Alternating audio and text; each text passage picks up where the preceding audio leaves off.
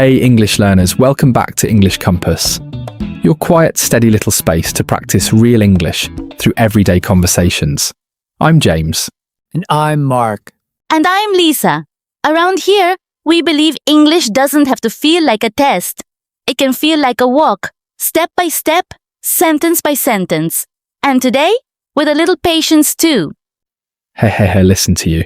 You just walked into that opening line like you've been rehearsing it all week. Did it sound that prepared? I was hoping for casual coffee shop vibe, not podcast host audition. Ha ha ha! No, it was very smooth, very grounded. But we'll keep it simple today, because today's conversation is for beginners. We're talking about hobbies, how to talk about your hobbies in English, how to ask about them, how to keep the conversation going without feeling stuck. And we're not just giving you a list of words to memorize. We're giving you real sentences, real rhythm, the kind of English people actually use when they meet someone new, sit at a cafe, or share a quiet weekend moment. Exactly. And if you're watching this and thinking, my English is too basic for a real conversation, please pause that thought right now. Basic is not broken. Basic is the foundation. Today we'll show you how to build on it, slowly, clearly, without pressure. So, let's begin with a simple truth. Talking about hobbies is one of the safest, most natural ways to practice English. Why? Because hobbies are personal, but they're also universal. Everyone has something they do when they're not working. Everyone has a quiet interest. And when you share that, you're not just practicing grammar. You're sharing a piece of yourself. That's where real language lives. And that's exactly where we'll start, with the simplest sentence, the one that opens the door. Let's step into a casual scene. Imagine three friends meeting on a Saturday afternoon, maybe at a small park, maybe outside a bookstore. The sun is out, the conversation is light, and someone asks the classic question, what do you like to do in your free time? I'll take that one. Okay, picture this. We're sitting on a wooden bench. Lisa just opened a notebook. I'm holding a paper cup of tea. James asks the question, and I answer, simply, honestly. In my free time, I like to read. That's it. That's the whole sentence. And it's perfect. It really is. Many beginners think they need to say something impressive, something long, something with 3 clauses and a conditional tense. But real English doesn't start there. Real English starts here. In my free time, I like to read. Clear, correct, completely natural. And if you want to practice it right now, pause this video for a moment. Say it out loud. In my free time, I like to... And fill in your own word. Cooking, walking, drawing, gaming, gardening, dancing, listening to music. Say it. Hear yourself.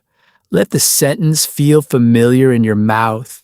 Because that's how confidence begins. Not with perfect vocabulary, with repeated practice. You say it once, you say it twice. By the third time, your brain stops translating. It just speaks. That's the quiet magic of repetition. Now let's add one small detail, because after you share your hobby, the next natural step is to say why you enjoy it. Not a long essay, just one clear reason. Mark, try it. In my free time, I like to read. It helps me relax. Beautiful, short, honest. And notice the structure. It helps me. This is a beginner-friendly pattern. It's useful for so many situations. It helps me focus. It helps me forget stress. It helps me feel creative. You don't need complex grammar. You just need one reliable sentence frame. And let's break down a key word here. Relax. Many beginners say rest or sleep, but relax is different. Relax means to become calm, to let tension go. When you read, when you walk, when you cook slowly, your mind stops rushing. That's relaxation. You can say, reading helps me relax after work. Or, I like walking because it helps me relax my shoulders and my mind. I love that. Because hobbies aren't just about doing something. They're about how your body and mind feel while doing it. And English has gentle words for those feelings. Unwind, breathe, slow down, let go. Unwind is a great one. Let's practice it. To unwind means to release tension, to let your nervous system settle. It's like taking a tight knot in your mind and gently loosening it. You can say, cooking helps me unwind. Drawing helps me unwind. Listening to old songs helps me unwind. Notice the rhythm? It's soft. It matches the feeling. Now, Lisa, what's your hobby? Keep it simple. We're building, not rushing. In my free time, I like to take photographs. I don't use a fancy camera, just my phone, but I enjoy it because it makes me pay attention to small things. That's already 3 sentences, and it's completely natural. Let's look at the phrase you used, take photographs. Some learners say, do photography, but take photographs or take pictures is the everyday expression. You take a photo. You don't do it. Small difference, big impact on sounding natural. And notice how Lisa added a tiny detail. I don't use a fancy camera. This is a beginner superpower. Adding one honest detail makes your English feel alive. You don't need perfect vocabulary, you just need truth. I use my phone. I go early in the morning. I sit near the window. Truth is easier to remember than memorized phrases. Exactly. And here's another beginner truth. You don't need to sound impressive. You need to sound clear. People connect with clarity, not complexity. When you say, I like to cook, it makes me feel calm. People understand you. They feel you. And that's where real conversation begins. Let's practice that flow together. I'll start a sentence. You finish it in your head or out loud. Ready? In my free time, I like to... Now add your hobby. Now add one reason, because it or it helps me. Feel how the pieces connect? That's your foundation. And if you're thinking, but what if I forget the word? That's completely normal. Here's what you do. You describe it. Instead of gardening, you can say, I like to work with plants. I water them. I watch them grow. Instead of hiking, you can say, I like to walk in nature. I go to the hills. I enjoy the quiet. English is flexible. You don't need the exact word. You need the idea. That's so important. Many beginners freeze because they're searching for one perfect word. But real speakers use workarounds all the time. We describe, we point, we explain with simple verbs. I make things with clay. I play games on my computer. I watch old movies. Simple verbs carry heavy meaning. Don't underestimate them. Let's talk about another common hobby phrase. I'm really into... This is informal, but very natural in conversation. I'm really into cycling. I'm really into baking bread. I'm really into sketching. The phrase really into means you enjoy it a lot. It's stronger than I like, but not as heavy as I'm obsessed with. It sits perfectly in the middle. And if you want to sound more casual, you can say, I've recently started, or I'm trying to get into. These are beginner-friendly ways to show you're exploring something new. I've recently started yoga. I'm trying to get into watercolor painting. I'm trying to get into playing guitar. Notice the gentle tone. You're not claiming expertise. You're sharing curiosity. And curiosity is very attractive in conversation. Because here's a quiet truth about English small talk. People don't expect you to be an expert. They expect you to be interested. When you say, I'm just beginning, or I'm still learning, you're not weakening your English. You're making it more honest. And honesty builds trust. Trust builds conversation. Conversation builds fluency. Let's step into the next part of the scene. We've shared our hobbies simply. Now we need to keep the conversation moving. How? With questions, not complicated ones, gentle ones, the kind that invite someone to share a little more. James, what's your go-to follow-up? How did you get into that? That's my favorite. It's warm. It's curious. It doesn't demand a long answer. It just asks for a small story. And get into is a very useful phrasal verb. To get into something means to start enjoying it, to become interested in it. How did you get into cooking? How did you get into running? How did you get into learning languages? I'll answer as myself. I got into photography during a trip. I didn't have a plan. I just started noticing light, shadows, small details, and I wanted to keep them. See how that flows? It's not a grammar exercise, it's a memory. And memories are easier to recall than textbook sentences. Beautiful. And notice the past tense. I got into, I didn't have, I started noticing, I wanted. All simple past, all beginner accessible. You don't need perfect tense mastery to share a real moment. You just need one clear timeline. Past, present, feeling. Let's practice that structure. I got into, hobby, when, simple moment. I didn't plan it, I just, small action. And now, I present feeling. Try it now, fill in your own words, say it slowly. Let the rhythm settle. And if you're listening to someone else, you don't just wait for your turn. You show you're listening. You use small responses. That sounds interesting. I've never tried that. Tell me more. How often do you do it? These are conversation glue. They don't require perfect grammar. They just require attention. Attention is the secret ingredient. Many learners focus so much on their own English that they forget to listen.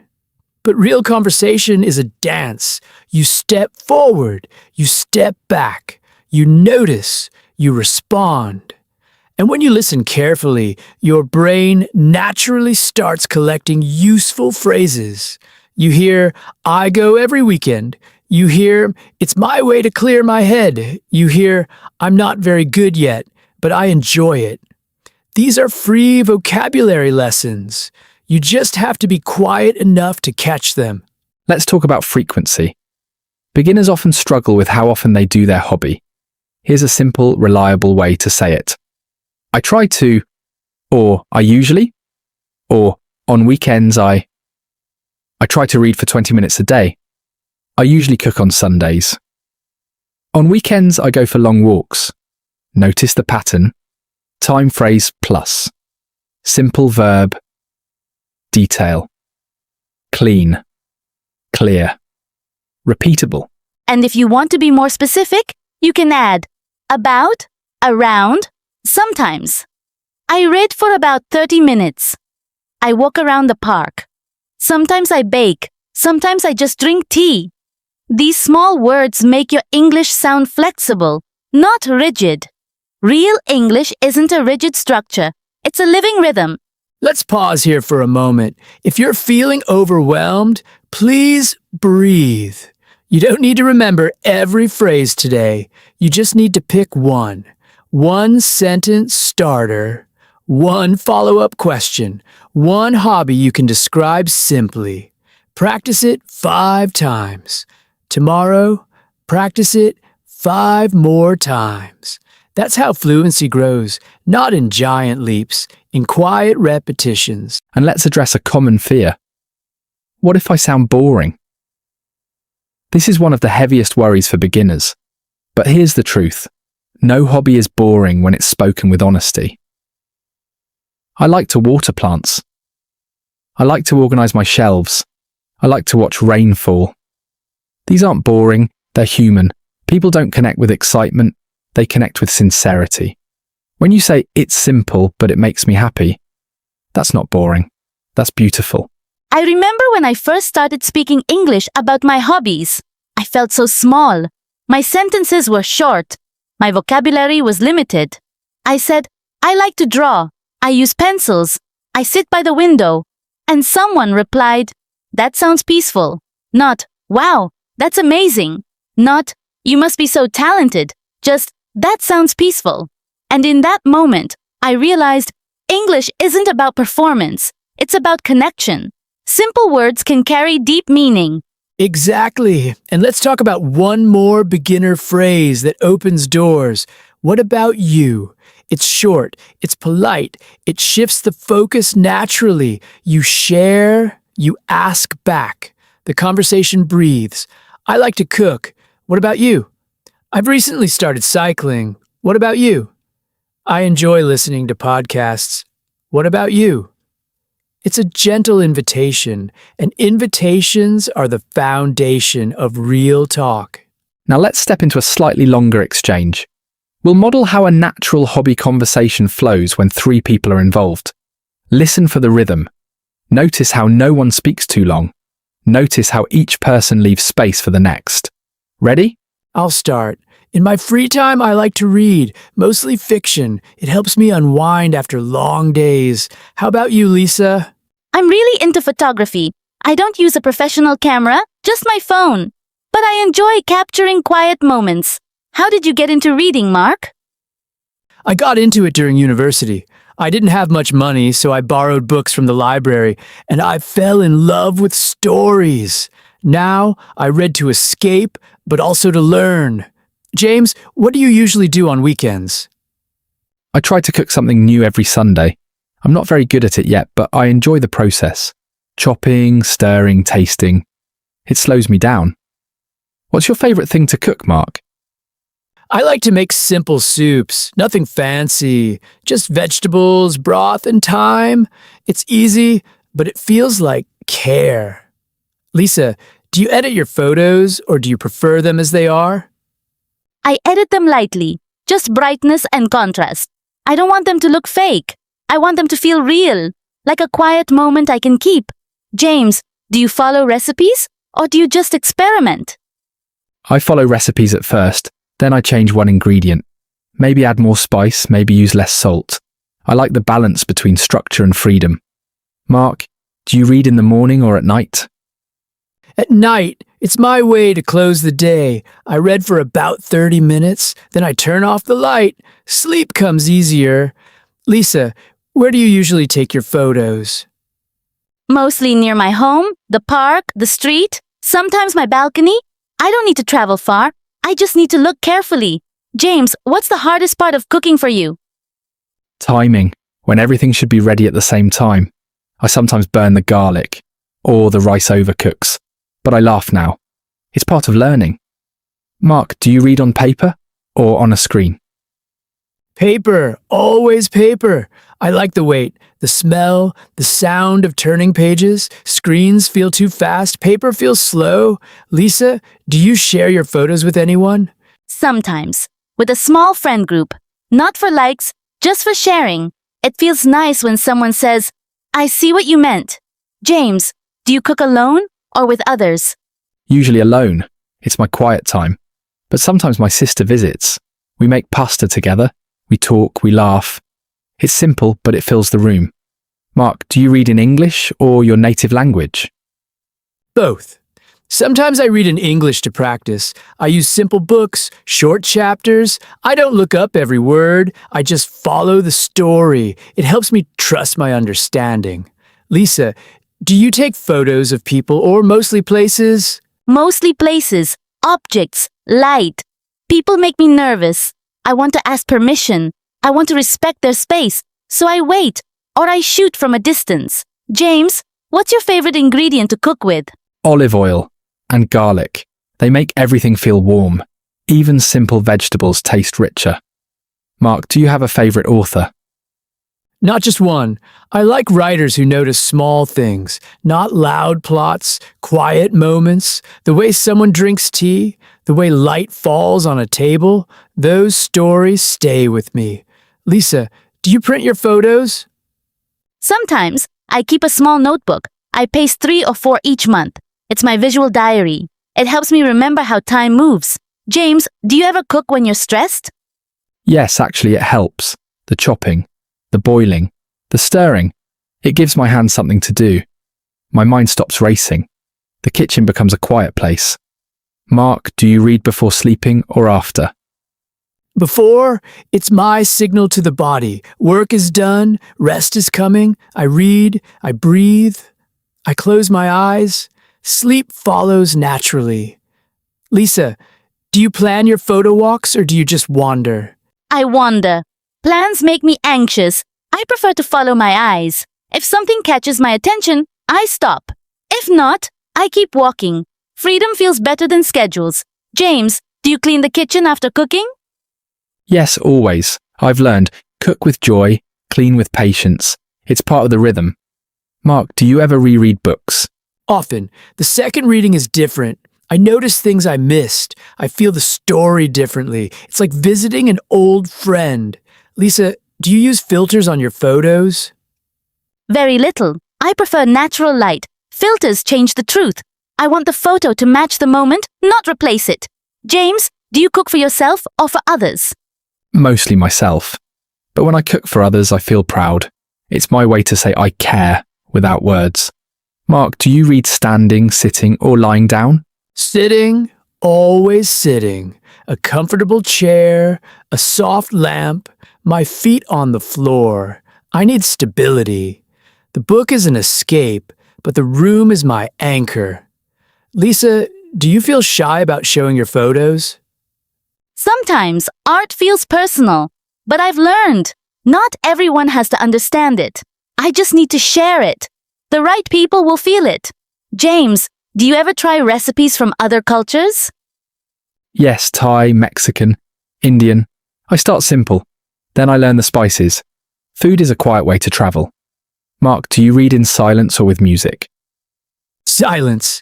Music pulls my attention. Reading needs quiet space. The words speak for themselves.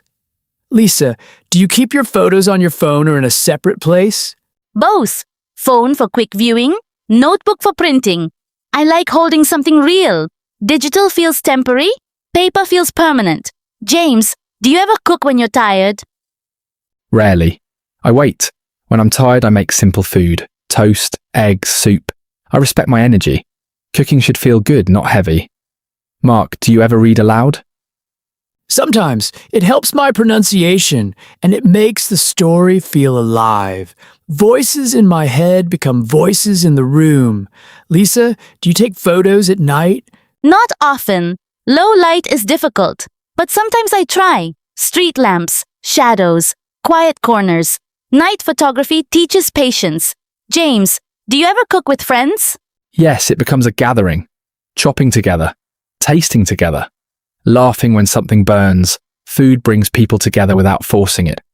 Mark, do you ever lend your books? Yes, but only to careful people. Books feel like friends. I want them treated gently. Lisa, do you ever delete photos? Often. I take 10 to keep one. It's part of the process. Not every moment needs to be saved. Only the ones that feel true. James, do you ever cook without a recipe? Now and then, when I feel confident, when I know the flavors. It's like jazz, structure first, then freedom. Mark, do you ever read in the park? Yes, fresh air helps me focus. I bring a blanket, I sit under a tree, the pages turn slower, the story breathes deeper. Lisa, do you ever photograph strangers? Only if they agree. I never assume. Respect comes before the lens. A smile, a nod, permission. That's the real picture. James, do you ever cook in silence? Always. Silence helps me listen to the food, the sizzle, the boil, the chop. It tells me when it's ready. Words would only distract. Mark, do you ever read before breakfast? Yes, it sets the tone for the day. Calm, clear, focused. I read, I eat, I step into the morning gently. Lisa, do you ever edit photos on your phone? Yes, but lightly. Just enough to match what my eyes saw, not to change it, just to honor it. James, do you ever cook for one? Often. Cooking for one isn't lonely. It's honest. I make what I need. I eat what I love. It's a quiet conversation with myself. Mark, do you ever read in bed? Yes, but I set a time limit. Otherwise, I lose sleep. I read, I stop, I rest. Balance keeps the habit healthy. Lisa, do you ever photograph the same place twice? Yes, light changes, seasons change, my eyes change. The same corner tells different stories. It's like visiting the same friend at different ages. James, do you ever cook when it rains? Especially when it rains. The sound outside, the warmth inside. The kitchen becomes a shelter. Food and weather make a perfect pair. Mark, do you ever read on a train? Sometimes, but I prefer stillness. Movement pulls my focus. I like the book to be the only journey. Lisa, do you ever share your photography online? Rarely. I keep it small. Real connection doesn't need a crowd. One honest reaction is worth more than 100 empty likes. James, do you ever cook with your eyes closed? Ha ha ha ha ha, never. But I cook with my other senses: smell, sound, touch. Sight is only one part of the kitchen. Mark, do you ever read the same page twice? Often, when a sentence hits me, I read it again, I let it sink in. Some words need time to land. Lisa, do you ever photograph your own hands? Yes, hands tell stories. Holding a cup, turning a page, planting a seed. They don't need faces to speak. James, do you ever cook when you're angry? No, I wait. Cooking needs calm hands. Angry hands drop things, burn things, rush things. I breathe first, then I begin. Mark, do you ever read in the bath? No, water and paper don't agree. I keep books dry. I keep stories safe. Lisa, do you ever photograph food? Sometimes, not for social media. Just to remember how it looked, how the light touched it, how simple things hold beauty. James, do you ever cook without salt? Rarely. Salt wakes up flavor, but I use it slowly. Too much hides the food, just enough reveals it. Balance again. Mark, do you ever read standing up? Only when waiting, at the store, at the bus stop. I carry a small book. Time passes better with words. Lisa, do you ever photograph windows? Yes, windows frame life. Inside, outside, light, shadow, reflection. They're quiet storytellers. James, do you ever cook in the morning? Yes, simple things. Eggs, tea, toast. Morning cooking feels like a promise. A small yes to the day. Mark, do you ever read with a pen? Yes, I underline quietly. Not to mark the book, to mark my attention. The pen says, this matters to me. Lisa, do you ever photograph shadows? Often, shadows show what light hides. They add depth. They remind me, not everything needs to be bright to be real. James, do you ever cook for holidays? Yes, holidays ask for tradition. I follow old recipes, I add one new thing. The past and present meet on the plate. Mark, do you ever read in silence? Always. Silence isn't empty. It's full of attention. The book speaks. The mind listens. That's enough. Lisa, do you ever photograph rain? Yes, drops on glass, puddles on streets, umbrellas in motion. Rain slows the world. It makes space for quiet pictures. James, do you ever cook when you're happy? Especially then. Joy wants to be shared. Food is my quiet way to say, this moment is good, let's keep it. Mark, do you ever read when you're tired? I try not to. Tired eyes skip words. Tired minds lose the thread. I rest first. Reading deserves energy. Lisa, do you ever photograph trees? Yes, roots, bark, branches, leaves, trees teach patience. They don't rush, they just grow. That's worth capturing. James, do you ever cook without planning? Sometimes. When the fridge surprises me, when inspiration arrives uninvited, I trust the moment. The meal becomes a conversation with what's available. Mark, do you ever read in different rooms? Yes, the couch, the chair, the floor, the balcony. Each space changes how I receive the story. The room becomes part of the reading. Lisa, do you ever photograph empty spaces? Yes, an empty chair, a quiet street, a clean table. Empty doesn't mean nothing. It means room, space for the mind to breathe. James, do you ever cook for yourself after a long day? Yes, it's my way to reset. The kitchen becomes a sanctuary. I chop, I stir, I taste, I return to myself. Mark, do you ever read when it's dark? Only with a lamp. Darkness pulls focus. Light keeps the words clear. I protect my reading like I protect my sleep. Lisa, do you ever photograph your own shadow? Sometimes. It's a quiet self-portrait. I don't need to see my face to know I'm there. Presence doesn't always need a name. James, do you ever cook when you're learning? Always. Learning is my favourite kitchen mood. Mistakes happen. I laugh. I try again. The stove doesn't judge. It just teaches. Mark, do you ever read when you're travelling? Yes, a book makes any seat feel like home. Train, plane, bench, cafe. The story travels with me. I'm never really alone. Lisa, do you ever photograph mirrors? Carefully, mirrors show truth and reflection. I don't distort them. I just capture what they offer. Sometimes reality is enough. James, do you ever cook when you're grateful? Especially then. Gratitude makes ingredients taste sweeter.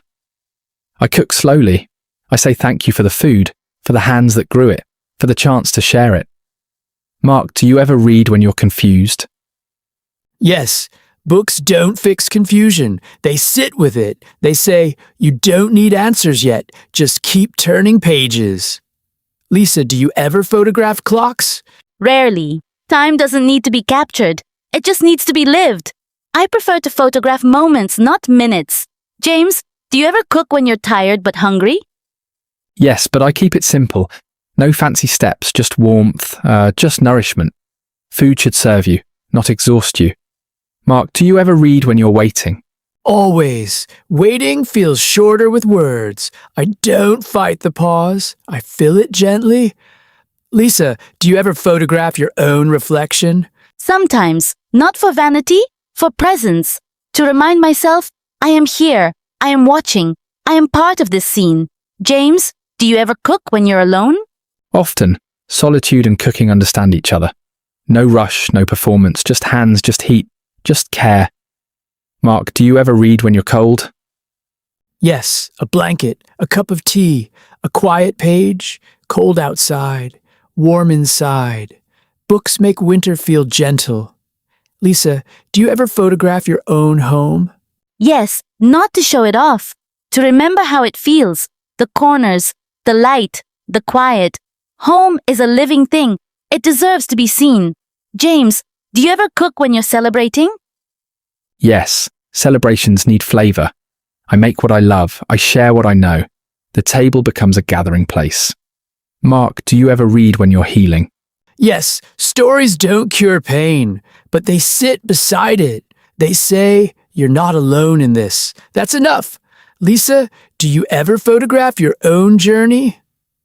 Yes, not with grand gestures, with small frames. A ticket, a cup, a path, a smile. Journey is built from quiet moments. James, do you ever cook when you're remembering? Yes, food holds memory. My grandmother's soup, my father's bread. I cook to keep them close. The kitchen is a time machine. Mark, do you ever read when you're starting over? Yes, new chapters need new words. I read to find my voice again, to remember beginnings are allowed. Lisa, do you ever photograph your own growth? Yes, not with numbers, with light, with posture, with quiet confidence. Growth doesn't shout, it settles. James, do you ever cook when you're hoping? Yes, hope needs nourishment. I cook what I believe will bring comfort. What I believe will say, tomorrow is still possible. Mark, do you ever read when you're lost? Yes, maps don't always help. Stories do. They show different paths, different choices, different endings. They remind me, lost isn't final. Lisa, do you ever photograph your own peace? Yes, in still water, in empty chairs, in soft light. Peace doesn't pose, it just is. I try to capture that quiet truth. James, do you ever cook when you're dreaming? Always. Dreams need ingredients. I mix them slowly. I let them rise. I watch them become real. The kitchen is where imagination meets fire. Mark, do you ever read when you're brave? Yes, bravery isn't loud. It's turning the page when you're unsure. It's staying with the story even when it's hard. That's enough. Lisa, do you ever photograph your own truth? Yes, not the polished version, the honest one. The tired eyes, the quiet hands, the unfiltered moment. Truth doesn't need editing, it just needs light. James, do you ever cook when you're ready? Yes, ready doesn't mean perfect. It means present. I step into the kitchen. I begin. The rest follows. Mark, do you ever read when you're finished? Sometimes, but I always leave one page unturned because stories don't end. They echo, they return, they wait. Lisa, do you ever photograph your own beginning? Yes, not with grand plans, with small steps, a first line, a first shot, a first try. Beginnings don't need applause, they just need courage. James, do you ever cook when you're still learning? Every day. Learning isn't a phase, it's a practice. I chop, I burn, I adjust, I try again. The kitchen doesn't punish, it teaches. Mark, do you ever read when you're beginning? Always. The first page is a door. I open it slowly. I don't rush. I let the story welcome me. Lisa, do you ever photograph your own quiet? Yes, in empty rooms, in soft shadows, in paused moments. Quiet isn't absence, it's presence. It deserves to be seen. James, do you ever cook when you're enough? Yes, enough isn't a finish line, it's a feeling. I cook, I taste, I smile, I say, this is good, I am good. That's the recipe. Mark, do you ever read when you're present? Yes, presence is the best reading posture. I sit, I breathe, I turn the page, I let the words meet me where I am. Lisa, do you ever photograph your own now? Always. Now is the only frame that matters. Not yesterday, not tomorrow. Just this light, this moment, this breath. I press the shutter. I keep it. James, do you ever cook when you're here? Yes, here is the only kitchen that exists. I step into it. I begin. I stay. The rest is just steam and time. Mark, do you ever read when you're alive? Every page is proof of it. Words breathe, minds wake, hearts beat. Reading isn't escape, it's arrival. Lisa, do you ever photograph your own life? Yes, not to prove it, to honor it. Every frame is a quiet yes. I am here, I see it, I keep it. James, do you ever cook when you're grateful? Always. Gratitude is the first ingredient. I add it before heat, before time, before taste. It changes everything. Mark, do you ever read English when you're present? Yes, presence is the best study space. I sit, I listen, I learn. The book speaks, the mind absorbs. That's enough. Lisa, do you ever practice English through grace? Yes, grace for mistakes, grace for pace, grace for growth. I don't punish, I guide, I encourage. Fluency follows kindness. And now before we close, let's slow down. Let's visit the words we use today, not to test you, to familiarize you, to let them settle. This is your word tour. Take your time. Repeat out loud. Let the rhythm enter your ears. Our first word, hobby. A hobby is an activity you do for pleasure in your free time. You can say, reading is my favorite hobby. I don't have much time for hobbies, but I enjoy walking. Repeat it, hobby, hobby. Next, free time. This means the time when you are not working or studying. You can say, in my free time, I like to cook. What do you do in your free time? Repeat it. Free time. Free time. Unwind. To unwind means to relax, to let tension go, to become calm. You can say, cooking helps me unwind. I listen to music to unwind after work. Repeat it. Unwind. Unwind. Take up. To take up something means to start a new hobby or activity. You can say, I've recently taken up photography. She wants to take up yoga this year. Repeat it. Take up. Take up. Get into. To get into something means to become interested in it, to start enjoying it. You can say, how did you get into cycling? I'm really getting into watercolor painting. Repeat it. Get into. Get into. Practice. Practice means to do something repeatedly to improve. You can say, I practice English every day. Cooking is my way to practice patience. Repeat it. Practice. Practice. Improve. To improve means to get better at something over time. You can say, I want to improve my speaking. Reading helps me improve my vocabulary. Repeat it. Improve. improve. Favorite. Your favorite is the thing you like most. You can say, "What's your favorite hobby?" My favorite thing to cook is soup. Repeat it. Favorite. Favorite. Relax. To relax means to rest, to become calm, to stop feeling tense. You can say, "Walking helps me relax." I read to relax my mind. Repeat it. Relax. Relax. Beginner. A beginner is someone who is just starting to learn or do something. You can say, "I'm a beginner at photography." Don't worry if you're a beginner. Everyone starts there. Repeat it. Beginner, beginner. Skill. A skill is something you can do well because you have practiced. You can say, "Cooking is a useful skill." Speaking English takes time and skill.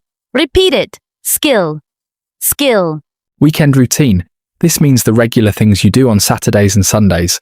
You can say, "My weekend routine includes cooking and walking." What's your weekend routine? Repeat it. Weekend routine. Weekend routine. And now a gentle reminder.